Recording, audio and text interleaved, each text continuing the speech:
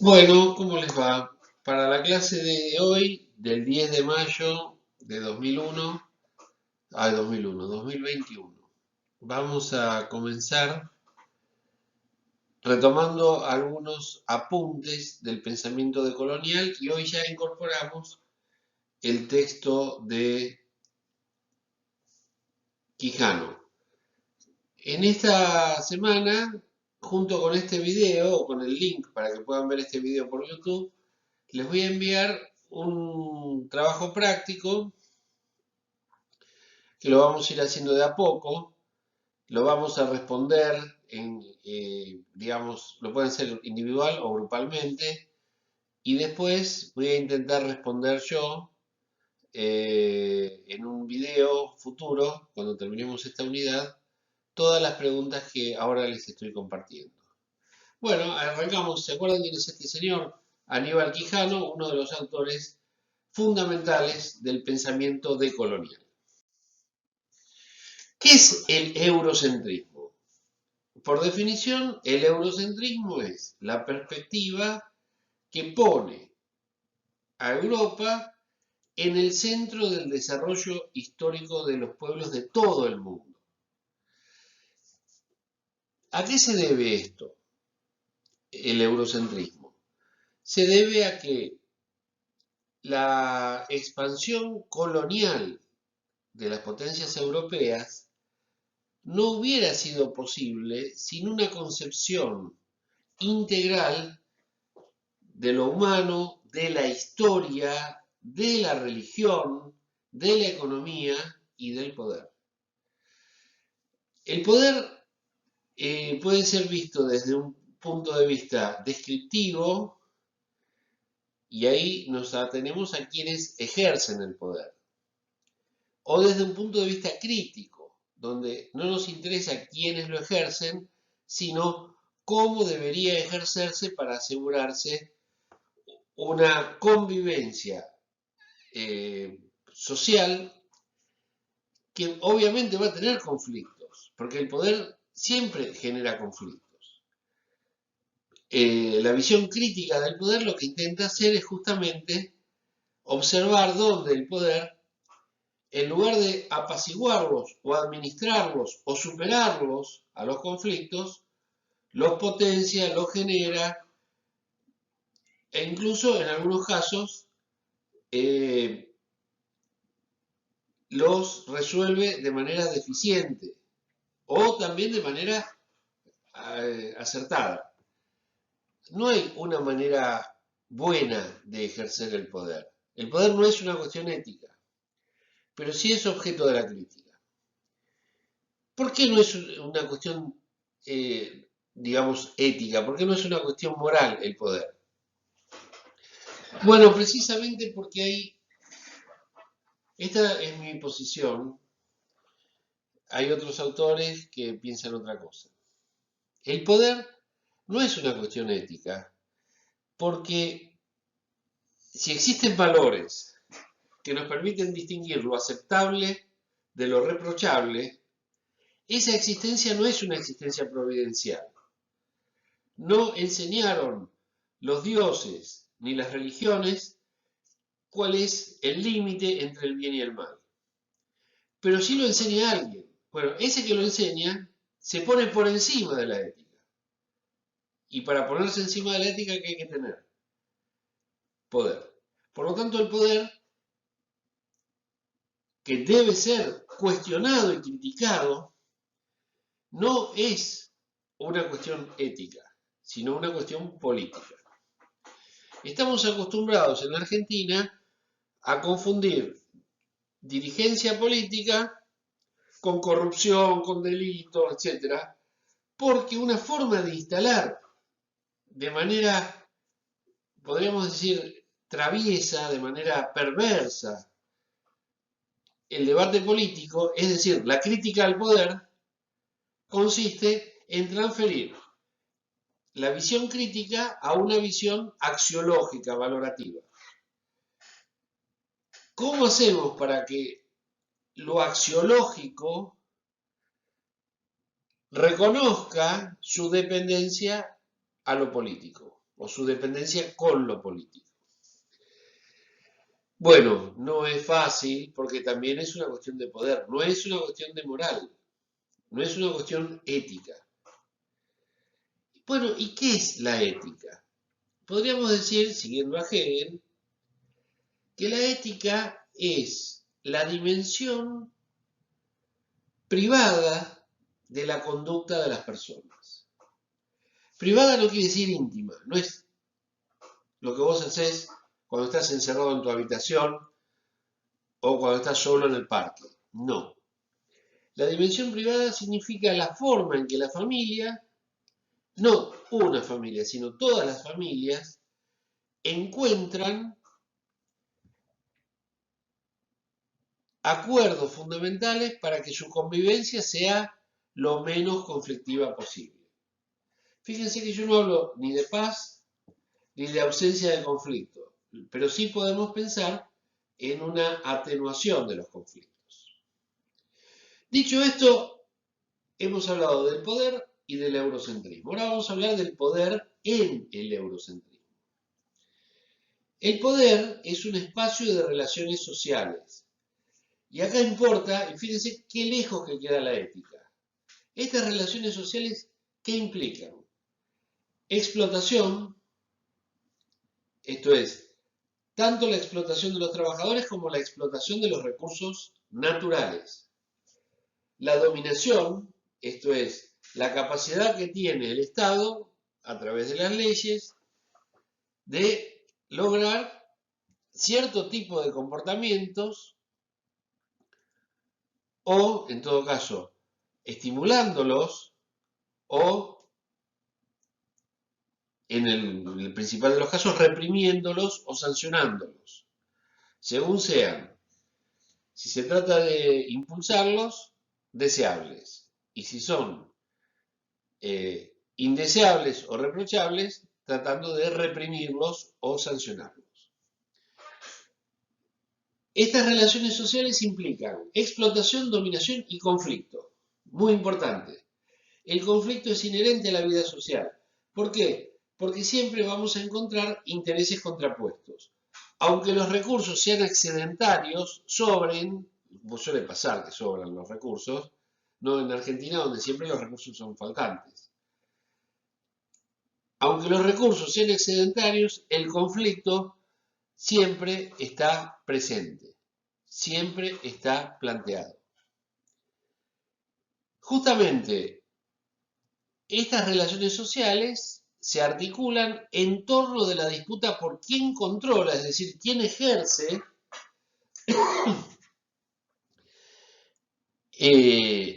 la mayor influencia, quién impone su visión de las cosas en todos los ámbitos de la existencia social. Eso es el poder. Un espacio multidimensional que tiene, bueno, 5 dimensiones. En primer lugar, la dimensión material del trabajo, actividad remunerada destinada a producir. El segundo, o sea, el primero sería la acción humana. El segundo serían los recursos naturales. Y no solo los naturales, también los recursos técnicos que permiten el control de la naturaleza. Muy importante, el sexo, es decir, la diferencia entre el sexo masculino y el sexo femenino.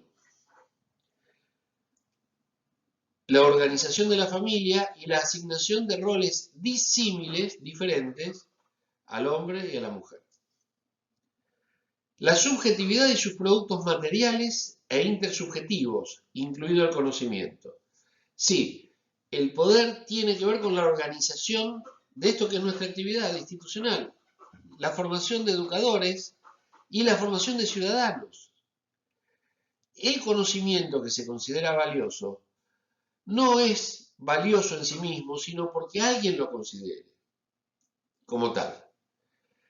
Por ejemplo, hoy tenemos el caso de las vacunas, que pueden salvar a la humanidad de una crisis económica y sanitaria sin precedentes. Sin embargo, quienes pueden atemperar esos daños y torcer la aguja de este conflicto son quienes tienen poder, porque tienen el conocimiento que les permite vencer las dificultades que se presentan. Y en último término aparece la autoridad, es decir, la organización del Estado, el Poder Judicial, la policía, que tiene instrumentos de coerción a su alcance para asegurar la reproducción de ese patrón de relaciones sociales y regular sus cambios. Conclusión, 5 dimensiones en los que se ejerce el poder, 5 ámbitos distintos que incluyen lo económico, el trabajo, la organización de roles en la familia, porque es necesario tener hijos, no como una satisfacción o una realización personal de las mamás o de los papás. Sobre esa necesidad o sobre ese deseo se monta el imperativo social de mantener las cosas funcionando. Si se detuvieran los nacimientos de manera completa, en menos de 10-15 años la población comienza a envejecer, es decir, el promedio de vida comienza a aumentar. ¿Qué significa que aumente el promedio de edad, digamos? Que la población, digamos, pensemos en esta pirámide, muchos jóvenes y pocos viejos. Si desaparece o se frenan los nacimientos, comienzan a igualarse los viejos y los jóvenes en términos demográficos, en términos de población. Bueno, ¿qué le puede pasar a una pirámide invertida? Que se caiga. Es decir, el colapso de tener muchas personas o proporcionalmente muchas personas mayores de cierta edad genera problemas muy severos en la organización del trabajo, de la atención, porque a los ancianos hay que atenderlos como se atiende a los niños. Y al mismo tiempo se despoblarían las escuelas. Bueno, sería un colapso. Bueno, acá tenemos las 5 dimensiones o esferas que vimos recién. Las vamos a marcar con un lápiz azul, ¿sí? La primera que hemos visto es la organización del trabajo, de la producción.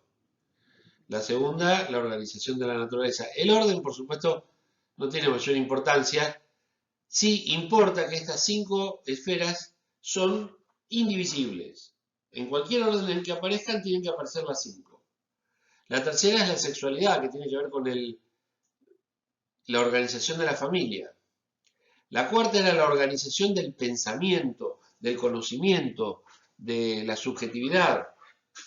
Hasta qué punto el sistema educativo está presionado para ejercer un disciplinamiento de la sociedad que tiene que ver fundamentalmente con la formación de sujetos dóciles. Y por último tenemos la autoridad. Ahí tenemos los 5 elementos o las 5 esferas que forman parte de las relaciones sociales donde se establece y se ejerce el poder. La crítica que vamos a ver en Quijano tiene que ver con distintas abstracciones que el pensamiento europeo ha practicado para entender el poder. Y que esas abstracciones significan hoy por hoy un obstáculo para poder entender de qué se trata y cómo resolver los conflictos que la distribución asimétrica del poder ejerce. Para Thomas Hobbes, el poder era básicamente el ejercicio de la autoridad, esto es, de la coerción. Coercitivo es el esquema de relaciones en el cual a ciertas personas consideradas vulnerables o débiles se las obliga a seguir determinado curso de acción. ¿Ok?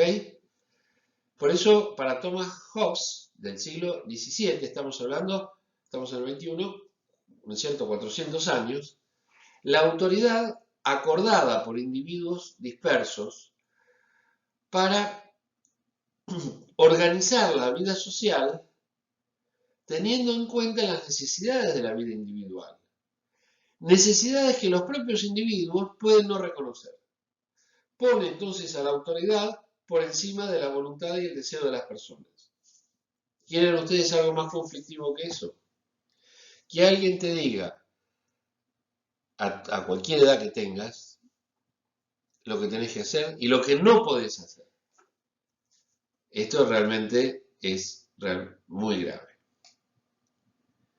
Porque se pensaba que el poder era necesario siempre como mecanismo represivo, como mecanismo inhibitorio de los deseos o de las fantasías de las personas.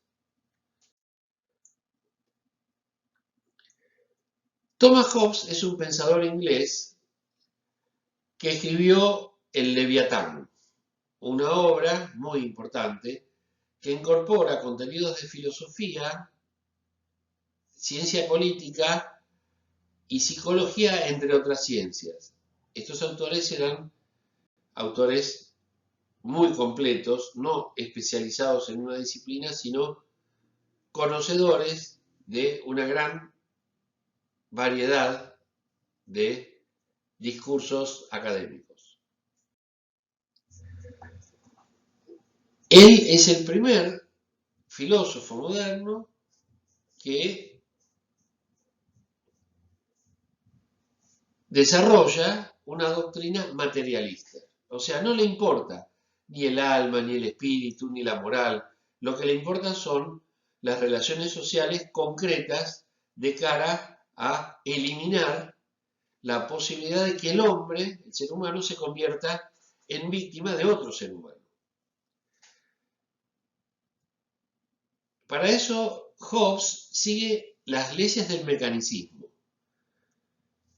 según las cuales cualquier fenómeno se tiene que explicar a partir de elementos cuantitativos. No importa el valor, no importan las intenciones, lo que importa son justamente los datos observables.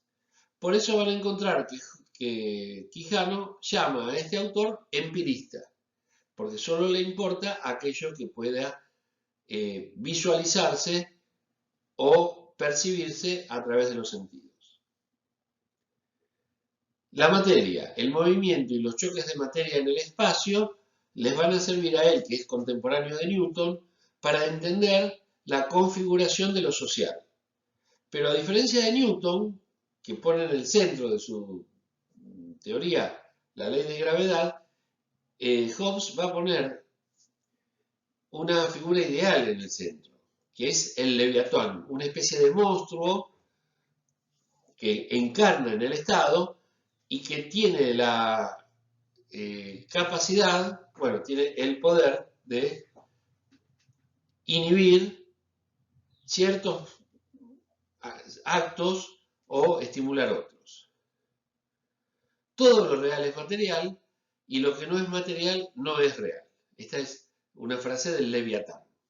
El Leviatán es el título del libro, pero también es ese personaje imaginario que toma del Antiguo Testamento para darle encarnadura, darle imagen metafórica a las funciones estatales, a lo que el Estado debe hacer para asegurar el equilibrio social en medio del conflicto. A Hobbes no le interesa eliminar todos los conflictos. Fundamentalmente lo que le interesa es reducir al máximo los conflictos entre personas o entre sectores sociales. La filosofía de Hobbes entonces está estrechamente vinculada a una postura determinista del mundo. ¿Qué postula? Que todos los fenómenos del universo se hallan determinados inexorablemente por una cadena causal de acontecimientos. Y que lo que puede romper esa cadena causal es el comportamiento indebido de los individuos. El Leviatán conocedor de esos peligros, corta, elimina, reprime esos actos lesivos o perjudiciales para esa cadena causal de acontecimientos que, de seguir espontáneamente, cumplirían objetivos siempre deseables, pero los que se interponen son indeseables. Vamos a analizar algunas frases de este muchacho Thomas Hobbes. El ocio, ¿no? La ociosidad es la madre de la filosofía. No merece mayores comentarios. Pero este sí. Los que aprueban una opinión la llaman opinión, pero los que la desaprueban la llaman herejía. Bueno, la doble vara, ¿no es cierto? Si me gusta, entonces vale. Y si no me gusta, entonces es no solo inválido, sino también, bueno, perjudicial, perverso, etc. Al deseo, acompañado de la idea de satisfacerse, se lo denomina esperanza. Pero si está despojado de tal idea, el deseo se llama desesperación.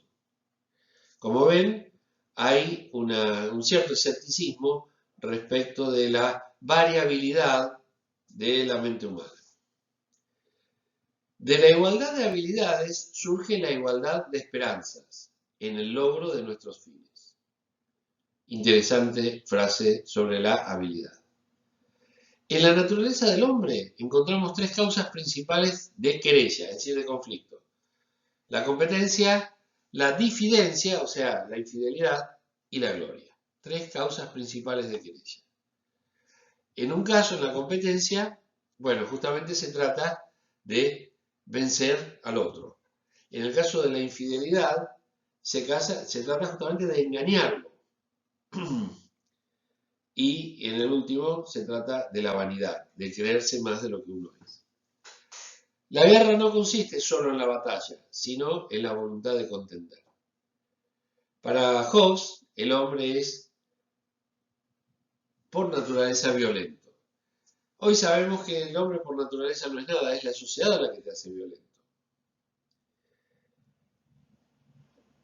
Bueno, la base de todas las sociedades grandes y duraderas ha consistido en el acuerdo, en la mutua voluntad que los hombres se tenían. No, o sea, no ha consistido en eso, en la mutua voluntad que los hombres se tenían, sino en el recíproco temor.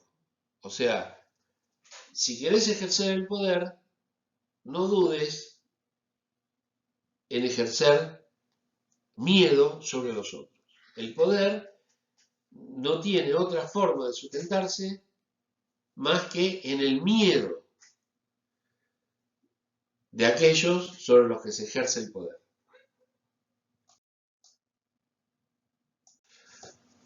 Bueno, entonces, el Leviatán, pregunta de cultura general, es el libro más conocido del filósofo político inglés Thomas Hobbes, escrito a mediados del siglo XVII, 1651.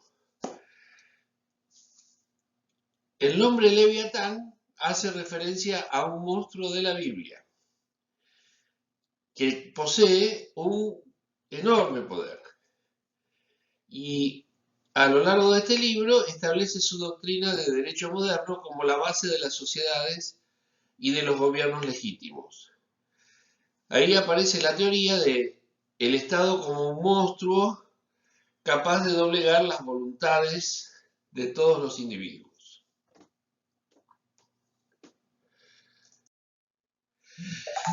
El planteo que propone Hobbes consiste, en latín se dice homo hominis lupus, el hombre es el lobo del hombre. Quiere decir que si no hay una fuerza como la del Estado capaz de controlar el egoísmo natural de los hombres, las sociedades serían imposibles. Para no perdernos de contexto, este autor,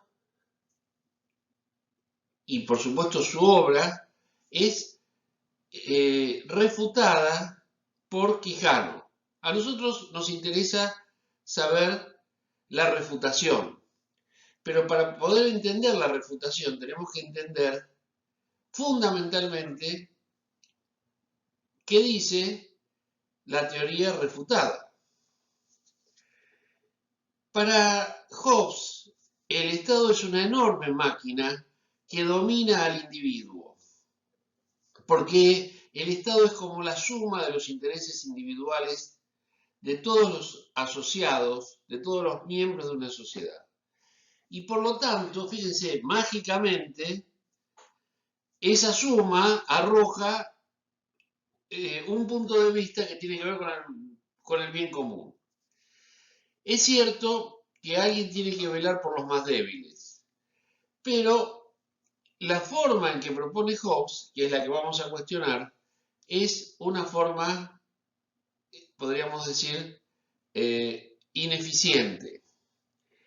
Porque cuando yo digo que el hombre es egoísta por naturaleza, me olvido de que hay egoístas pobres y egoístas ricos, egoístas débiles en términos de recursos y egoístas fuertes en términos de capital, acceso a la tecnología, etc. El problema no está en el corazón de los hombres, el problema está en la estructura social y productiva que engendra la subjetividad egoísta. Si ustedes quieren, los perros son egoístas. La verdad no tiene sentido esto. Es decir, el perro tiene un instinto, pero el animal humano no vive según su instinto, vive según su educación. Si viviéramos según nuestro instinto, ahí sí seríamos unos lobos de otros. Por lo tanto, la teoría de Hobbes, que concluye que el estado absorbente y omnímodo o todopoderoso no es otra cosa que un retorno a la primitiva lucha de todos contra todos. O nos adaptamos a las exigencias de Leviatán, y en ese caso somos esclavos del poder del Estado, o nos rebelamos contra él, y en ese caso somos unos corderos y otros lobos. O si ustedes quieren, nos despedazaríamos en procura de la subsistencia. Otra teoría muy interesante sobre el poder es la teoría del materialismo histórico. Es la ciencia de lo social que Marx y Engels escribieron o desarrollaron a mediados del siglo XIX, pero que con sus adaptaciones fue sistematizada con el nombre materialismo histórico a lo largo del siglo XX. De acuerdo con el materialismo histórico, las estructuras sociales se constituyen sobre la base de las relaciones de producción. Es decir, la inteligencia, la sensibilidad, los deseos personales están moldeados en una estructura que contiene a los individuos a partir de sus injusticias, quiero decir, de las injusticias de la estructura, y a partir de su propia dinámica, quiero decir, de la dinámica de las estructuras sociales. Las mujeres, el feminismo, no es un tema que hoy nos importe en esta clase, digamos, pero sí es un tema que tiene muy bien presente, ya lo vamos a ver, Quijano. Recuerden que estamos viendo el concepto de poder, ¿sí? Y no estamos analizando las 5 esferas del poder. Una de ellas es justamente la que tiene que ver con el sexo o la problemática de géneros. ¿Por qué la mujer no accedía ni a la ciencia, ni a la formación académica superior, ni a los puestos de conducción de las empresas, etcétera? Porque las estructuras sociales, en manos del varón capitalista, habían reservado a la mujer roles subalternos. Lo mismo pasa en el sistema educativo, en el acceso a, por ejemplo, a la formación superior de los hijos de las familias de bajos recursos. Por eso, en muchos países, empezando por Chile, Colombia, etcétera, estamos hablando de Latinoamérica, por supuesto que en Europa también es así. Eh, la formación superior, ya sea terciaria o universitaria, no es gratuita, es arancelada. De tal forma que la sigue, digamos, puede completar su formación superior solo quien tiene recursos dinerarios para hacer frente a esta, digamos, a este servicio educativo, a esta formación eh, superior. Una premisa del materialismo histórico es que el hombre debe trabajar y el trabajo humano es colectivo y social. Porque no podría explicarse el desarrollo, el progreso, el aumento de la riqueza si no es por el trabajo aunado de millones de personas. La sociedad progresa porque muchas personas, digamos la gran mayoría, propone, expone su esfuerzo, sus horas de vida. Piensen cuántas horas de vida le dedicamos al trabajo, para obtener un sueldo con el que apenas puede subsistir. Pero la riqueza que genera es muy superior a la remuneración que recibe. No solo es superior en monto, sino que también es superior en proporción, no solo por el trabajo individual, sino también por el trabajo asociado. ¿Cómo haría una fábrica, un taller, para armar, por ejemplo, una cosechadora si solo tuviera trabajadores que de principio a fin arman la máquina? En algún momento los ingenieros observaron que lo que se llama el trabajo segmentado, cada uno tiene una tarea, cada uno tiene, digamos, una función, de tal manera que se aúna, se junta el esfuerzo de los individuos y se logra un objetivo final colectivo. Ahora, ese objetivo, que es la riqueza, la elaboración de bienes, de alimentos, etc., no se distribuye de una manera equitativa. Y por lo tanto, el trabajador apenas recibe migajas y el capitalista se lleva lo que se llama la parte del león, es decir, el producto mejor cotizado y más valioso. El materialismo histórico, entonces, considera que el control del trabajo es la base sobre la cual se articulan las relaciones de poder y a la vez el determinante del conjunto de todas las actividades humanas y de cada una de ellas. ¿Cuál es la crítica que le hace Quijano al materialismo histórico? Que reduce las cinco esferas del poder a una sola, al control del trabajo, al control del sistema productivo. No dice que no es importante ese control, lo que dice es que no es el único y que no sería suficiente sin el control simultáneo de, por supuesto, las posesiones de las materias primas, sin la organización del poder del Estado. Ya ven cómo los jueces y la policía y las leyes en general están subordinadas al principio de la propiedad y no tanto al principio de la vida. Bien, pasamos a otra teoría, que es la del estructuralismo. El estructuralismo tiene un desarrollo más reciente, de fines, digamos, de los años 50. También se lo llama estructural funcionalismo, porque de alguna forma son articuladas estas dos visiones. El funcionalismo se preocupa más por las finalidades y el estructuralismo más por los orígenes, digamos, de la dominación social, del poder social. De alguna forma, Hobbes era un funcionalista. ¿Por qué? Porque pensaba no en términos, podríamos decir, económicos, sino en términos funcionales, la necesidad del Estado.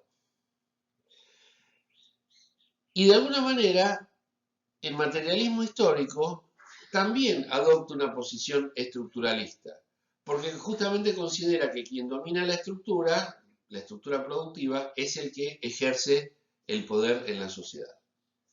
Estas dos visiones, la de Hobbes y la de materialismo histórico, no es que sean incorrectas, es que son parciales. Y esta es la crítica que hace Quijano a Hobbes y al materialismo histórico. Pero también, como vamos a ver ahora, al estructuralismo. Ambas teorías presuponen una estructura homogénea. Me refiero al estructuralismo y al funcionalismo. Se olvidan de la formación de la subjetividad.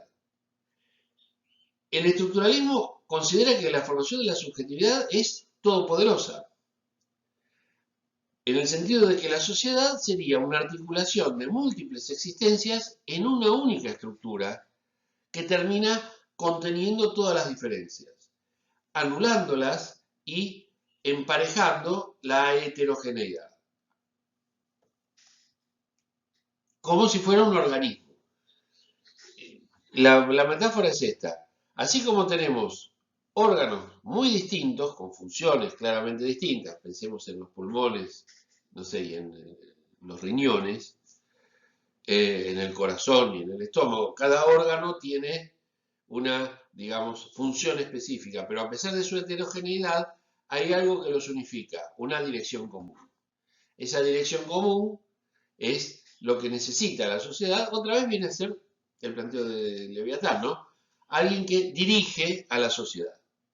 El materialismo histórico dice, no es el Estado, porque el Estado puede ser una herramienta para la dominación social de quien tiene el poder económico, de quien tiene acceso a las riquezas y de quien puede fijar el salario a través de la remuneración a los trabajadores.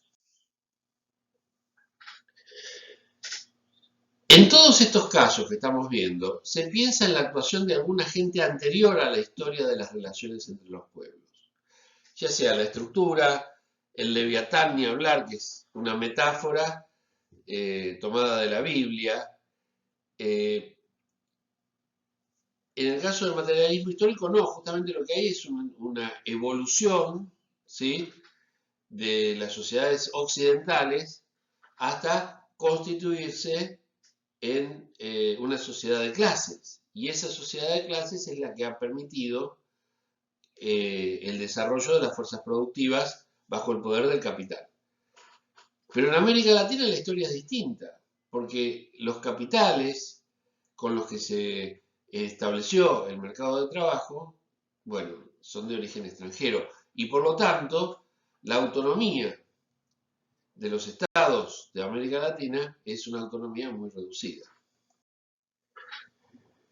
En todos los casos se postula un estado de naturaleza. Pensemos en el hombre, lobo del hombre, de Hobbes, con individuos humanos que no tienen entre sí genuinas relaciones sociales, sino que simplemente están librados a su suerte en un mundo de que si ellos no se defienden, se convierten en víctimas.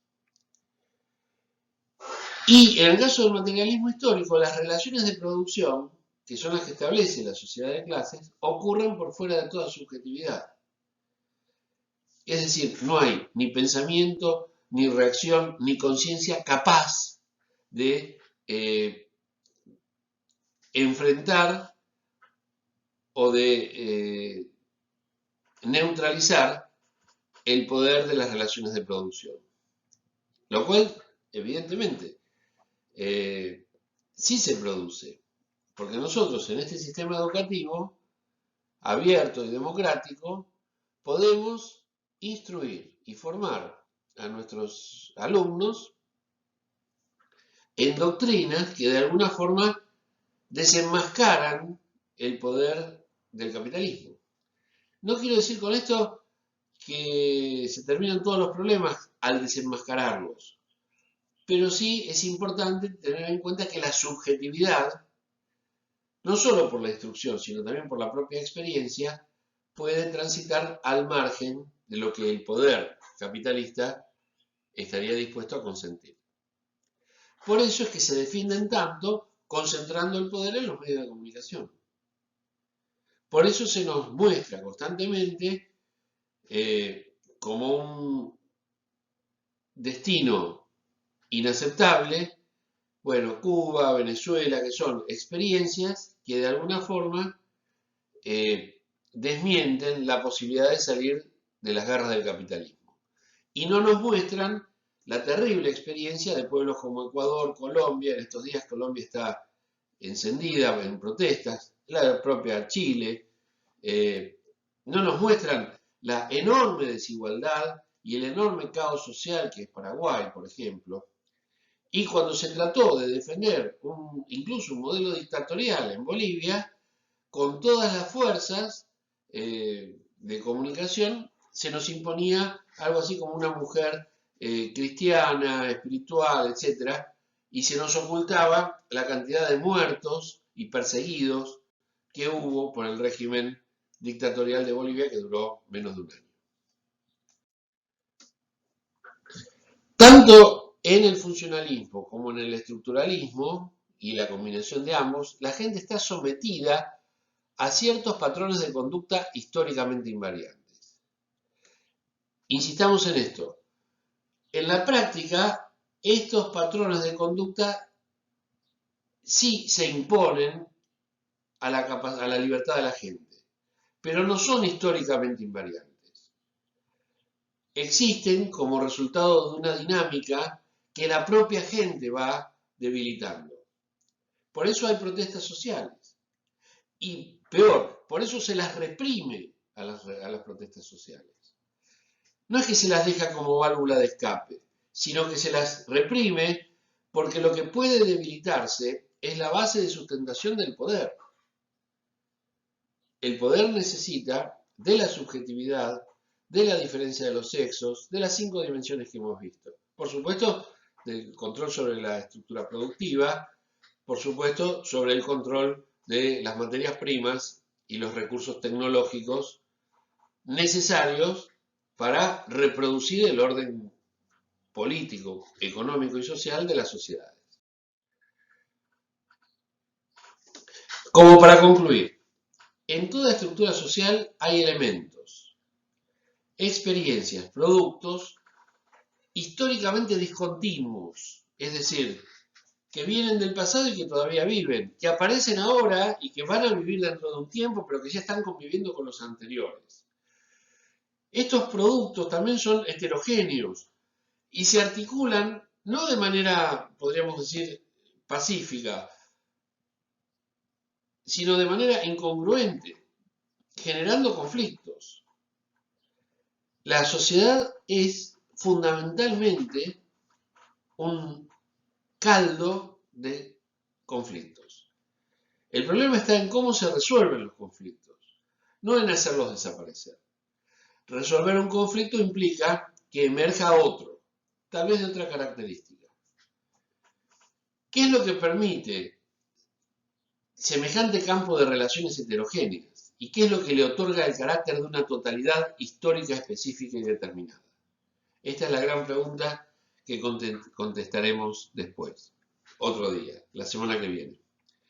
Como para concluir, la totalidad es no algo existente, sino algo construido desde el discurso y desde la ideología para que ciertas heterogeneidades parezcan articuladas o solo puedan ser articuladas según una determinada visión, según una visión sesgada de el destino, el progreso, la libertad, el desarrollo personal, la realización de los deseos, etc.